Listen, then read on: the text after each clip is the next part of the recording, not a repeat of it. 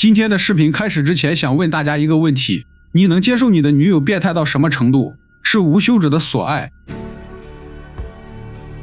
整夜盯着你不肯睡覺，把你死去的貓咪做成三明治，還是手撕对你抱有好感的暗戀者？今天給大家帶來2026最新高分恐怖電影《赤米》。該片一經上線，迅速火爆全網，取得了票房和口碑的雙豐收，還被網友評為今年最好看的恐怖電影。沒有妖魔鬼怪，也沒有大尺度的血腥畫面，純粹依靠令人窒息的心理壓迫圈粉無數。看完後絕對讓你頭皮發麻，直呼過癮。話不多說，點個讚，開始咱們今天的精彩故事。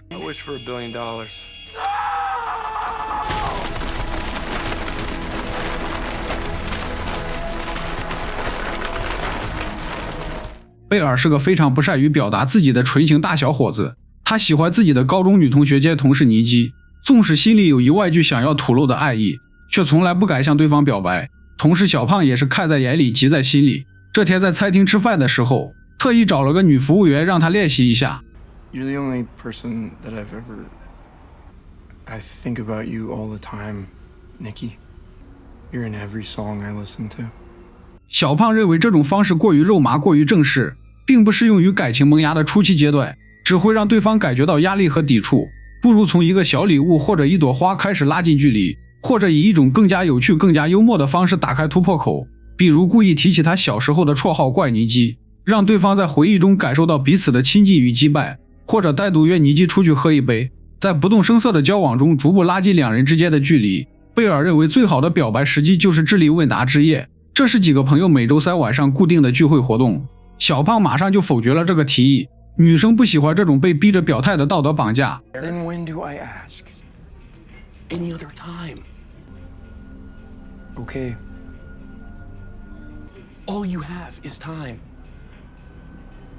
晚上回到家裡，貝爾的貓咪躺在地板上停止了呼吸，罪魁禍首是一瓶用於止痛的處方藥。這樣的藥物櫃子裡還有很多。從藥瓶下方給出的提示不難看出，貝爾似乎有濫用藥物的跡象，也從側面說明貝爾並非我們看上去的這麼單純。貓咪的離去讓男人控制不住嚎啕大哭，但僅僅只是一瞬間的功夫又恢復了平靜。貝爾正在翻看女神的照片時，對方打來了電話，提醒他不要忘記今天的智力問答之夜。此外，妮基還提到了想要辭職的打算。貝爾原本不想參加今晚的集體活動，可當聽到妮基想要辭職後，馬上改變了主意。就在這時，電話對面傳來了一聲抱怨，原來是妮基的水晶項鏈掉進了下水道。貝爾走進了路邊一家尚未打烊的禮品店，想要購買一條水晶項鏈送給妮基，但他沒有留意到這是一家魔法商店，裡面的每一件商品都裹挾着一股神秘的力量。貝爾沒有找到自己喜歡的款式，反倒是被角落的一個小玩具吸引了注意力。這是一個名為許願柳的魔法棒，只要輕輕將其折斷，便可以實現心中所想。但是每個人只有一次許願的機會，而且不能撤回，也不能修改。I like this. Okay, well, don't come back complaining. Do people complain about these, or? Some people don't open them, but the people who do, come back and complain. Because it's a scam, or it does work and it ruins their lives. Yeah, or whatever. Or they die or wish they were dead. 貝爾把店員的提醒當成了玩笑，根本想象不到接下來發生的事情有多麼恐怖。隨後鏡頭一轉，來到了酒吧，現場除了小胖、貝爾和妮基三個人以外，還有他們工作那家樂器店老闆的女兒莎拉。貝爾不停地朝着小胖使眼色，想讓他找個借口把莎拉支開，但是很明顯小胖並不同意這個做法。隨後妮基走去了吧台買酒，貝爾鼓足勇氣跟了過去，本想趁着獨處的機會進行表白，可他吞吞吐吐的始終開不了口，再加上兩人的對話總是被周圍人不合時宜的打斷，最終導致這次的表白計劃再次落空。碰杯的時候，莎拉注意到了貝爾的情緒變化，問其原因，貝爾只能用貓咪的離世掩蓋內心的失落。Sandy died. Really? Yeah. Where? I'm so sorry. It's okay. 從酒吧出來後，意猶未盡的小胖嚷嚷着要去唱歌，妮基表示太累了，想早點回去休息。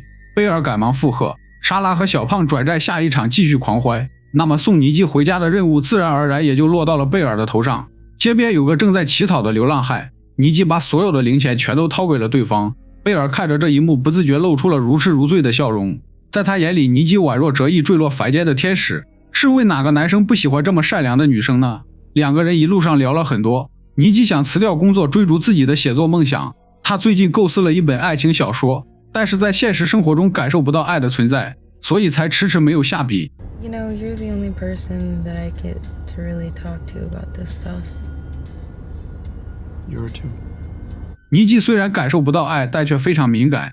他能看得出來莎拉喜歡貝爾，但是貝爾把所有注意力全都放在了尼基身上，根本無暇顧及其他女人的溫柔。臨別之際，貝爾多次叫住尼基，想趁機表白，可每次話到嘴邊都被咽了回去，轉而說了很多無關緊要的話題掩飾緊張。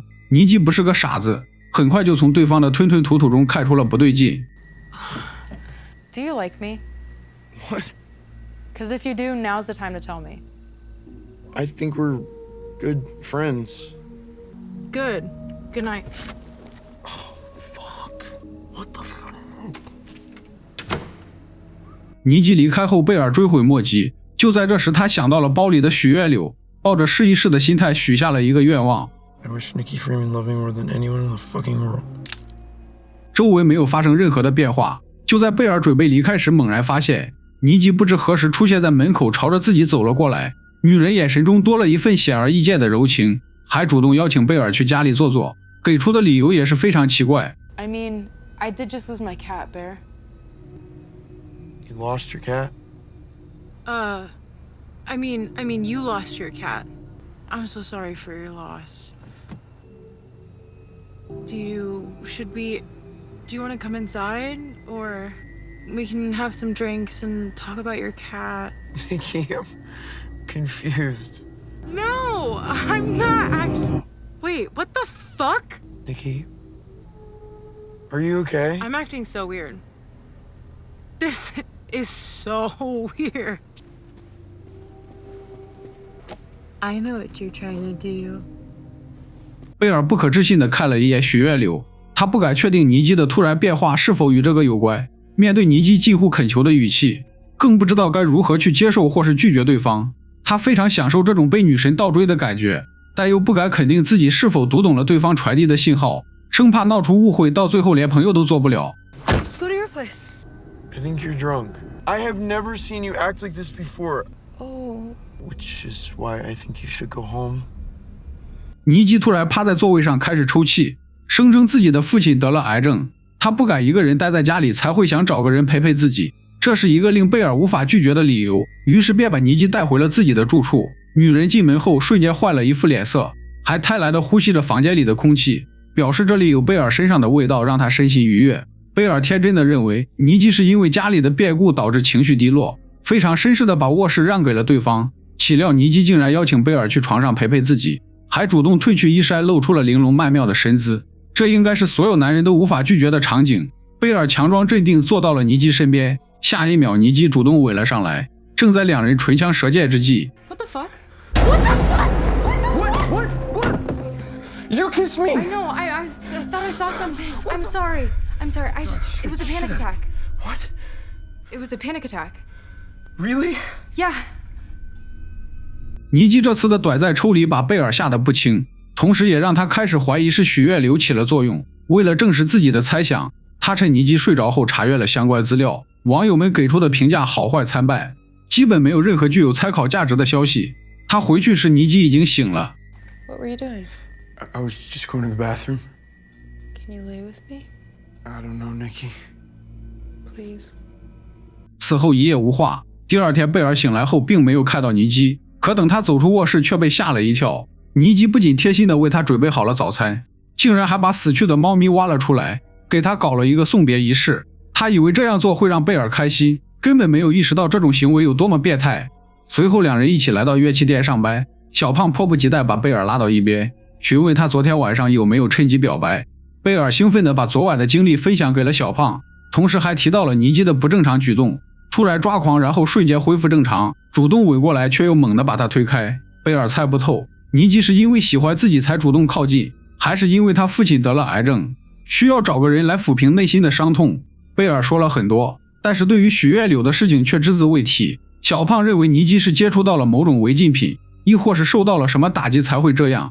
尼基站在不遠處聽到了兩人的對話，但他似乎並不在意別人的看法，目光始終停留在貝爾身上，沒有挪開過一秒。很快到了下班時間，小胖主動請纓要送尼基回家，尼基也欣然接受了他的好意。到家後，小胖給貝爾打來了電話，聲稱尼基一路上都表現得非常自然，並沒有發現有什麼不對勁。就在這時，外面突然響起了敲門聲，來人竟然是一臉嬌羞的尼基。他為昨晚嚇到貝爾的事情表達了歉意，承認自己吃了違禁品，再加上父親的事情才會情緒失控。貝爾懸着的心終於是徹底死了，窮屌絲怎麼配擁有這麼夢幻的愛情？正在他慶幸昨晚沒有趁人之危時，尼基突然話鋒一轉 I know you like me, Bear.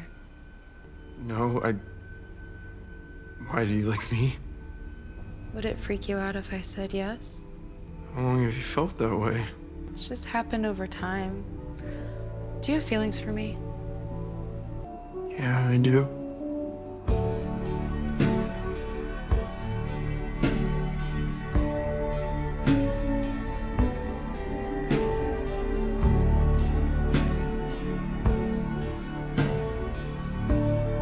挑明心意後，两人隨即掰到一起，過上了沒羞沒臊的甜蜜生活。無論是家裡還是工作的地方，處處都彌漫着愛情的酸臭味。殊不知眼前的這份濃情蜜意，終將演變成一場令人窒息的噩夢。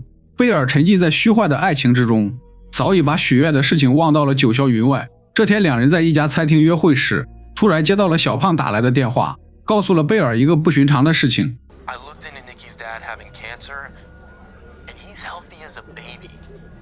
He's been to work like every day. 尼基的父親根本沒有生病，兩人也早已斷絕了父女關係。最重要的是，尼基曾經親口承認，對貝爾只是姐弟間的那種喜歡。他的突然轉變很有可能是精神問題，亦或是有着什麼不可告人的目的。貝爾腦海中迅速閃過當初許願時的場景，似乎也就是從那一刻起，尼基突然像是變了個人一樣，給人一種說不出來的怪異。貝爾帶着滿心的疑問回到了座位上，或許是看出了男友的情緒變化，尼基趕忙掏出準備好的禮物送給對方，一塊據說能夠帶來自信和意志力的虎眼石。It was my mom's, and then it was mine. Why are you giving it to me? Bear, I love you so much. I don't think I could live without you.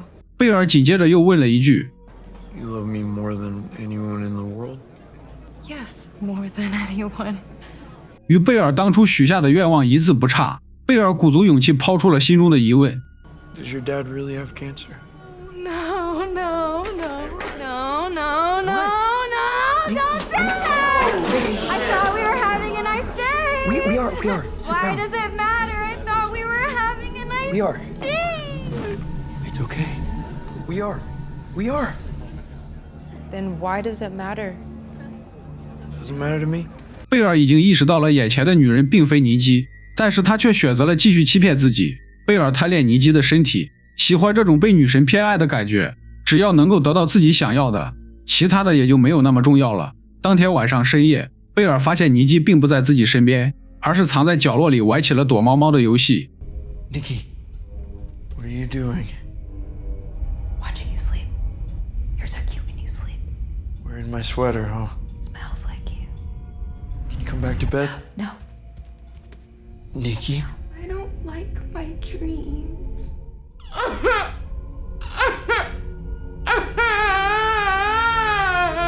尼基躲回到角落裡崩潰大哭，原因竟然是他覺得貝爾愛自己，遠沒有自己愛貝爾愛的那麼深，但很快又停止了哭泣，讓貝爾繼續睡覺。 Go back to sleep. 不料貝爾剛剛躺下， Nikki! Nikki, where are you?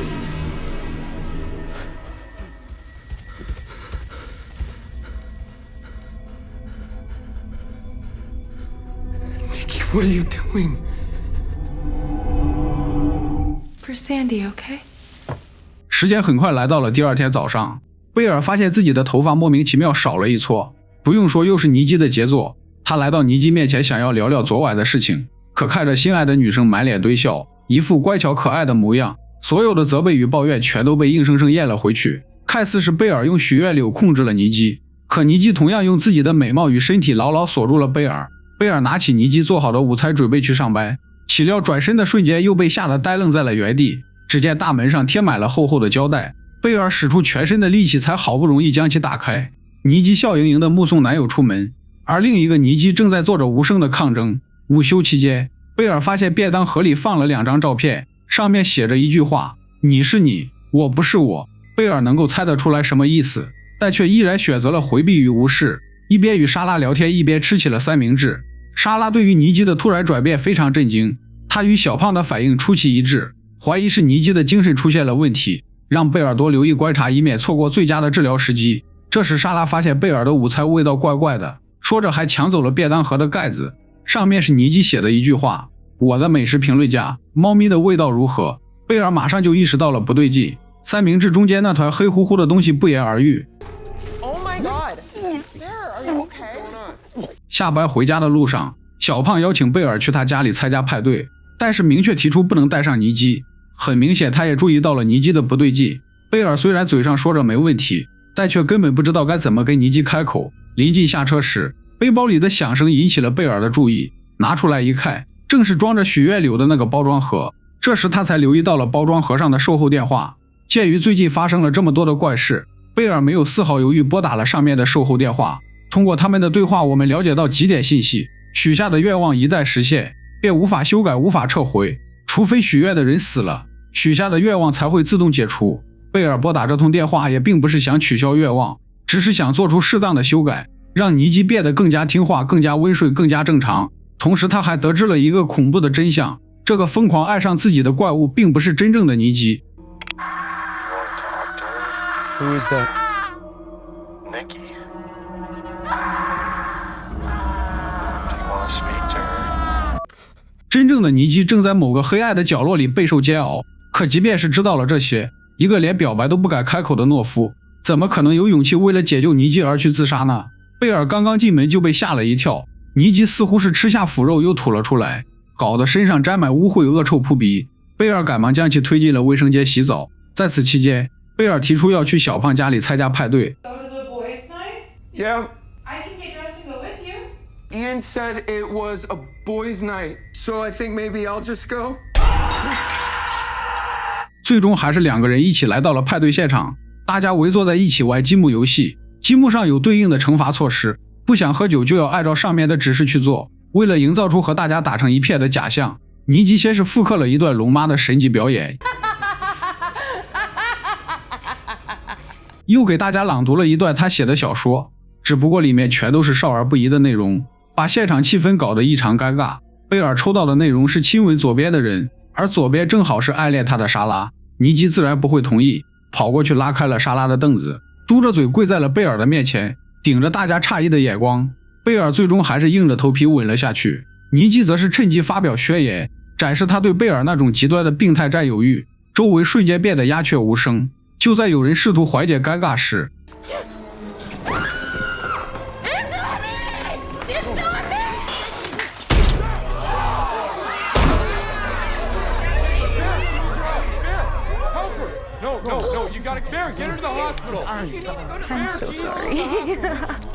貝爾帶着尼基匆匆趕往醫院，可是到了以後，尼基說什麼都不肯接受治療。回家後，貝爾終於是忍不住爆發了。尼基被貼上了怪物的標籤，而他的表現也讓貝爾在大家面前顏面盡失，僅存的一絲僥倖也被慢慢的消磨殆盡。相比於尼基臉上的傷口，貝爾更加在乎朋友們對他的看法，更加在乎真正的尼基是否喜歡自己。他渴望得到尼基的愛，或者說是身體，得到後又渴望達到靈魂與肉體的高度統一。心中的私欲被一步步逐漸放大，這些東西放到以前是貝爾想都不敢想的事情，可現在他卻只想着如何遠離對方。I just want you to act like Nikki. I can't be Nikki! I'm sorry. I'm sorry. I'm sorry. I can be Nikki. I love you. I'm sorry. Love you in every reality, Bear. It's not real. Real me. What the fuck? Nikki, stop! Oh my god! Stop, please! Nikki, you're scaring me! Don't be scared, baby. Don't be scared. I would never hurt you. I'm sorry. Stop, Nikki! You're scaring me! 貝爾提出要去小胖家裡過夜，尼基很爽快就答應了下來，卻轉身走進廚房，拿了一把刀出來，站在陰影裡一字一頓地傾訴自己的委屈。Well, If I have the bed all to myself tonight, I'll lay there warm. Until slowly I feel cold. Like I walked into a freezer. And that feeling will slowly spread across my entire body. You're still in my heart, but you're slipping. Any thought of pain or regret will slip away like a chemical switch. It's not painful. You just let go. Everything you once were. And then there's nothing. Or you could stay.两人从最开始的拥有彼此，到后来的试图控制彼此，再到最后的妄图支配彼此，加上毫无下限的逃避与纵容，才是本片真正的恐怖之处。午夜时分，莎拉突然发过来一条信息，说是有重要的事情要跟贝尔面谈。贝尔见识过尼基的疯狂和歇斯底里，本来是不敢出去的，可莎拉的态度非常坚决，你不出来我就过去找你。迫于无奈的贝尔只能悄悄地溜下了床。Bear, I'm just getting water. kill me, please. She's sleeping. It's me. You are you, Nikki. Please don't wake her up. Just kill me. What would be so bad? What's so bad about being with me? I've never been with you, Bear. Just kill me, please. 从两人的对话中不难看出，真正的尼基并没有脱离这具躯体，而是一直占据不了主导地位。他能看到、听到、感受到周围的一切，但是却什么都做不了。趁着对方的一时熟睡之际，尼基恳求贝爾殺了自己，擺脫控制。可當貝爾聽到尼基從來沒有喜歡過自己，最終還是選擇了無視，默默離開，無情地暴露了自己魔鬼的一面。莎拉收到了心儀大學的錄取通知書，她想第一時間與貝爾分享這份喜悅，同時勸說貝爾遠離尼基這個瘋子，以免受到傷害。貝爾自欺欺人，掰出了尼基父親生病的說辭，試圖為自己的身不由己找個看似合理的借口。莎拉還向貝爾透露了一個更加勁爆的消息，尼基和小胖斷斷續續亂搞了2年，純粹為了滿足生理需求，不談感情的那種。 I think you need someone more chill. Like you. 兩人剛想繼續派對上沒有完成的那個遊戲，尼基突然衝過來打碎車窗。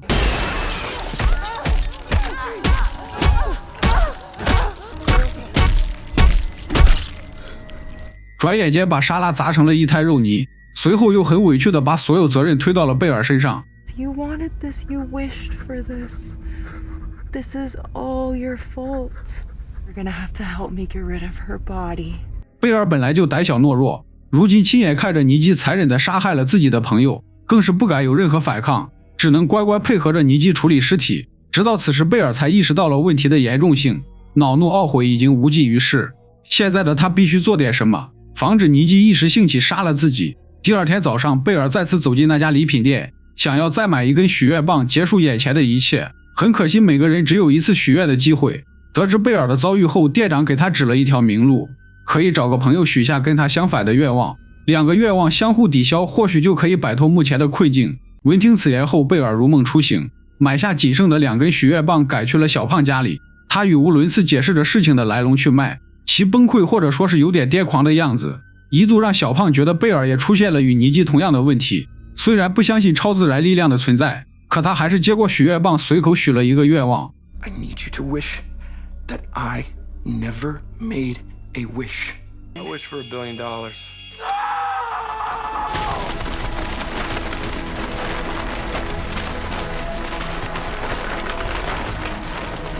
話音剛落，10億美元從天而降，小胖許願的機會也就這麼白白浪費掉了。貝爾拿着僅剩的1根許願棒回到了家裡，準備哄着尼基許下對沖的願望，結束一切。可是隨着時間的不斷推移，尼基似乎有了窺探貝爾內心想法的能力，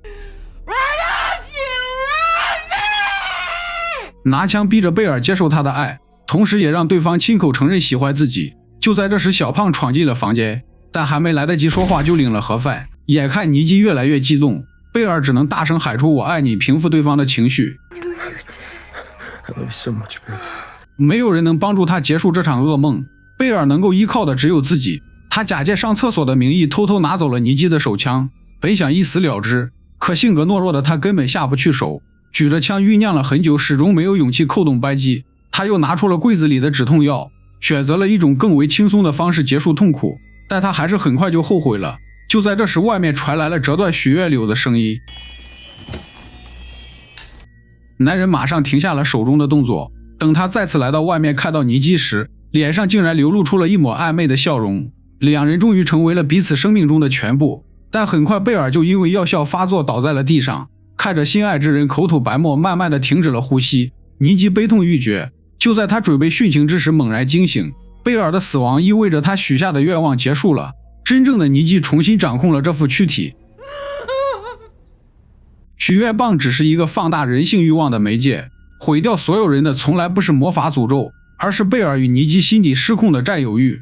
貝爾因自卑不敢直面內心，妄圖借助外力強求愛意。明明看穿眼前的人是虛假傀儡，知曉真正的尼基正在飽受折磨，卻貪戀這份唾手可得的溫柔，用逃避和縱容維持着這段病態的關係。被願望催生出來的尼基則把捆綁當成了深愛，而且在不斷的探索中找到了貝爾的弱點。每當貝爾想要給他立規矩的時候，他就會採用道歉、哭泣、身體接觸、情感轟炸等方式示弱討好，因為他非常了解貝爾想要什麼，在不斷的試探與拉扯中逐漸掌控全局。虛假的愛意看似甜蜜圓滿，實則成了困住兩個人的牢籠，也終將一步步走向崩塌與毀滅。